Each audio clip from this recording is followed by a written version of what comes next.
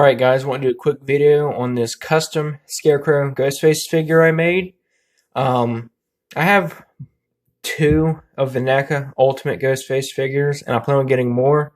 So I have a bunch of spare Ghostface heads lying around, and they use a ball joint on these heads for the figures, and the ball joint actually fits on wrestling figures. This particular one is a Jakks Pacific wrestling figure, but I did try it on a Mattel figure and it also worked. So what I did to make this guy was I took canvas and I glued it to the head sculpt using contact cement. Contact cement allowed me to get the fabric to conform to the face of the head as I glued it on. And I used Liquitex gloss medium with a smidge of acrylic paint added to it to tint it. And I painted that over the fabric, which soaked into the fabric, turning it into like a rubbery plastic, which allowed this part, whatever you want to call it, to keep its shape. And helps the neck keep its shape, but it's still flexible. So it doesn't hinder the head movement at all. Still fits just fine. And the robe is also made out of canvas. I just hot glued it together. I was going to sew it, but I was too lazy, so I hot glued it, and it worked out just fine.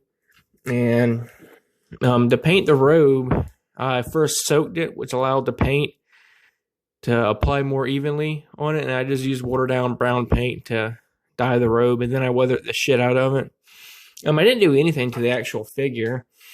The right hand was a closed fist, so the only thing I did to that was drill a hole to hold this sickle I made for him.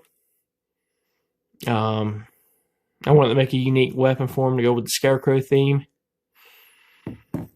And I muddied the feet up, make it look like he's been on a farm or whatever. And I muddied the bottom of the robe.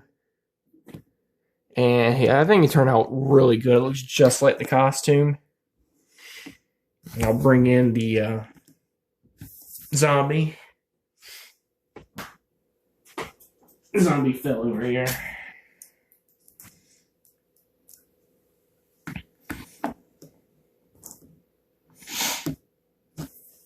I was initially going to make a Leslie Vernon style hand scythe for this guy, but it would have looked a lot like this scythe. So I went with the moon-shaped sickle instead, and I think that was a good decision.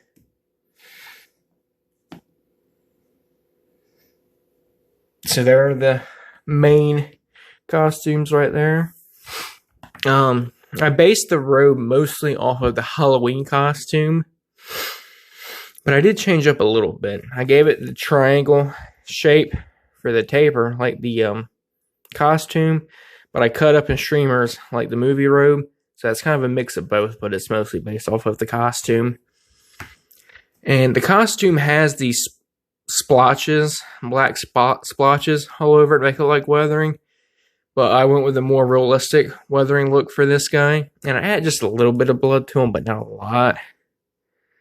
There's a little bit there on his chest. And there's a few drops on the mask, but not a lot. Get a good look at this guy. I'm really proud of how this guy turned out. There's a split up the back that I had to glue back together. I had to split the top of the robe to get it over the shoulders of the figure. It wasn't very easy to get this robe on because it was a tight fit, but I got on it and I think it looks good. So yeah, I just want to show this guy off. The NECA Ghostface heads fit on wrestling figure ball joints. So if you want to make your own custom figures, you easily can. If you know how to sew or know anything about sewing, you can make robes for wrestling figures.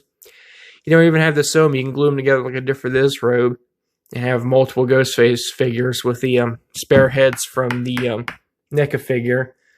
I plan on doing at least one more custom. I plan on doing the Devil Face Ghostface, and I'm probably going to base it off of the Dead by Daylight version of it. So that'll be fun. And if I do end up getting around to doing that guy, I'll do a video on it. Yeah, that's about it for this video. I just wanted to show this guy off.